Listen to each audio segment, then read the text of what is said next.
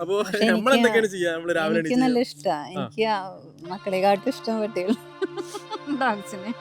എന്നുവെച്ചാ ഇവരെപ്പോഴും അടുത്തുണ്ടാവുമല്ലോ.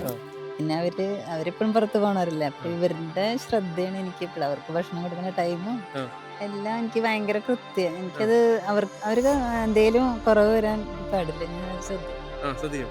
അത് ദേവദർശനം ചെറുപ്പം മുതലേ നല്ലോണം ഫുഡ് വളർത്തിയിട്ടുള്ളത് അല്ലേ?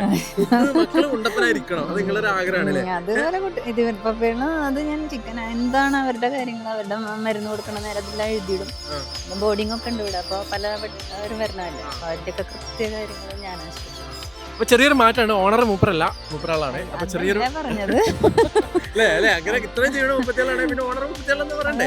അതല്ല, അത് അങ്ങനെ അവന് അത് ഇഷ്ടമായ കാരണം ഞാനും അത് തെരഞ്ഞെടുത്തു. അവരിനെ പിന്നെ പിന്താങ്ങണ്ട ഞാൻ, എന്നാലല്ലേ അത് വളരെ. അപ്പൊ ചെറിയൊരു മാറ്റമാണ്. ഓണർ മൂപ്പറാളാണ്. അപ്പൊ ചെറിയൊരു പറഞ്ഞത് അങ്ങനെ ഇത്രയും ചെയ്യണ 36 പിന്നെ ഓണർ 36 പറയണ്ടേ?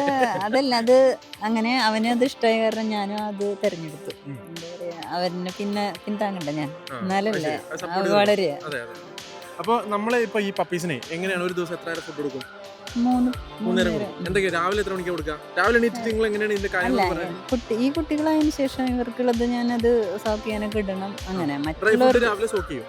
എന്നിട്ട് അതിൽ എന്താ കൊടുക്കുക? വേറെ മിക്സ് ചെയ്യുന്നുണ്ടോ? അതില് പല ദിവസം പലതരം സാധനങ്ങൾ, അതായത് ഗ്രേവി, അതിന്റെ തന്നെ റോയൽ കാനാണ് ഇപ്പൊ, അതിന്റെ ഗ്രേവി, അല്ലെങ്കിൽ എഗ്ഗ് പുഴുങ്ങിയിട്ട് അത് പൊടിച്ചിട്ട് ഐഡിയ പറഞ്ഞു കൊടുക്കണമെന്നല്ലേ? അതായത് ഇവര് ഡെയിലി കണ്ടിന്യൂസ് കഴിച്ച് കഴിച്ചിട്ട് മട്ടി തുടങ്ങുമ്പോ ഇടയ്ക്കും ചേഞ്ച് ആക്കും. മട്ടി പറഞ്ഞാൽ ഇവിടെ എന്താ പറയാ, മട്ടി പറഞ്ഞാൽ മടുത്തു. അതായത് ഫുഡ് അടിച്ച് ചിലവര് നന്നായിട്ട് കഴിക്കും, ചിലവര് കഴിക്കില്ല. എന്ന് വെച്ചാൽ സാമർത്ഥ്യം ഉള്ളവരുണ്ട്, സാമർത്ഥ്യം ഇല്ലാത്തവരുണ്ട്. എന്ന് വെച്ചാൽ ചിലവര് ഭയങ്കരമായിട്ട് ഫുഡ് അടിക്കുന്ന ആൾക്കാരാണ്. ചിലവര് ഇന്ന് തട്ടി മാറ്റി കയ്യൊക്കെ ഇട്ട് തിന്നുമ്പോൾ മറ്റാൾക്ക് തിന്നാൻ പറ്റില്ല. അപ്പൊ ഒരാൾക്ക് സെപ്പറേറ്റ് ഫീഡ് ചെയ്യണം.